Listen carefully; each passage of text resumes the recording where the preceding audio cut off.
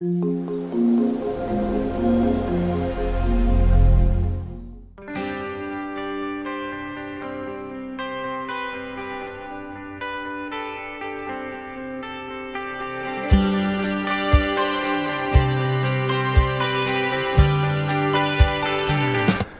que le pouvoir des talibans est légal et légitime en Afghanistan? La légalité est le caractère de ce qui est légal, c'est-à-dire conforme à la loi. L'article 22 de la Constitution afghane stipule que toute forme de la discrimination ou toute forme de discrimination entre les citoyens afghans est interdite et que les citoyens afghans, hommes et femmes, ont le même droit et devoir devant la loi. L'article 4 de la même Constitution stipule que la souveraineté nationale en Afghanistan appartient à la nation, qui l'exerce directement ou par l'intermédiaire de ses représentants. Or, les talibans ont pris le pouvoir en violation de la Constitution afghane, en écartant les femmes de la vie sociale et politique et en violation de traités de paix signés avec les Américains le 29 février 2020. Donc, le gouvernement des talibans est illégal. Quant à la légitimité du pouvoir des talibans, est-ce que le pouvoir des talibans est légitime?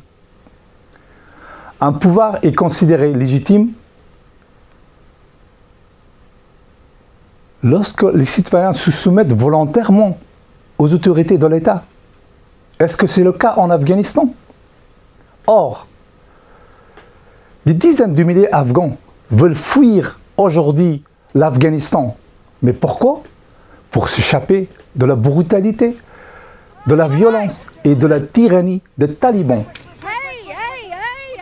Les talibans prétendent avoir une légitimité en Afghanistan, mais une légitimité locale, une légitimité afghane, même s'ils ont cette légitimité, ne suffit pas. Car les paramètres pour une légitimité d'un État au niveau international est bien précis. Pour qu'un État soit légitime, il doit être capable de remplir ses obligations au regard du droit international, en démontrant qu'il ne constitue pas une menace pour ses voisins, pour la région, ainsi que pour la sécurité mondiale. Surtout, ces tendances ont été renforcées après les événements ou après les attentats de 11 septembre 2001 aux États-Unis. Donc, la condition d'obtention de cette forme de légitimité, surtout internationale, est particulièrement précise. Notamment le respect de la Déclaration des droits de l'homme de 1948 et les autres conventions et traités internationaux. Est-ce que les talibans, leur gouvernement remplit ces conditions? Est-ce qu'ils respectent la Déclaration des droits de l'homme?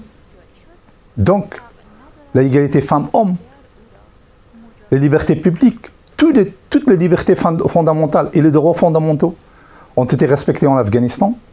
Ma réponse est non.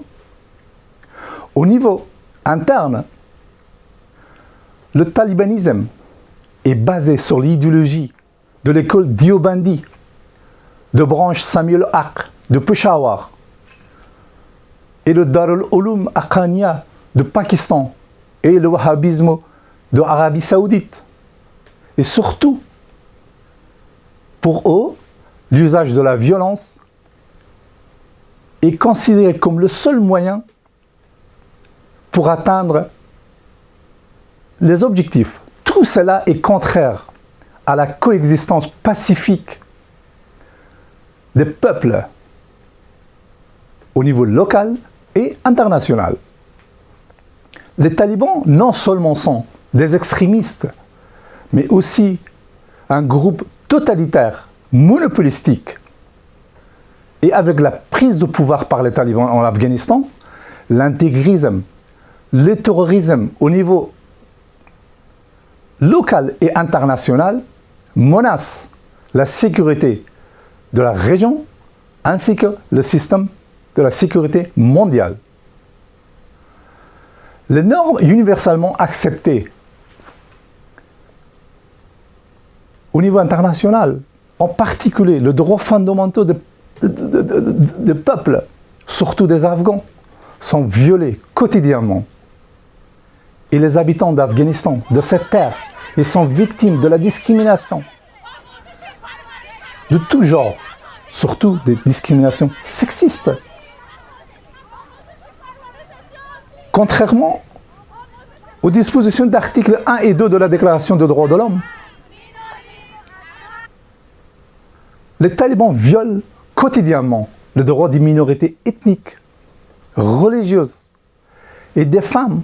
Ils privent tous les groupes non pashtuns de leurs droits humains. À titre d'exemple, les talibans ont arrêté, torturé leurs prétendus opposants, surtout les membres d'anciens gouvernements, les employés d'anciens gouvernements, des soldats et un nombre très important de gens innocents. Surtout les membres des forces de sécurité ont été abattus de sang-froid. Même à Kaboul, des personnes sans raison ont été enlevées, arrêtées, tout simplement parce qu'ils appartenaient aux autres groupes des minorités ethniques ou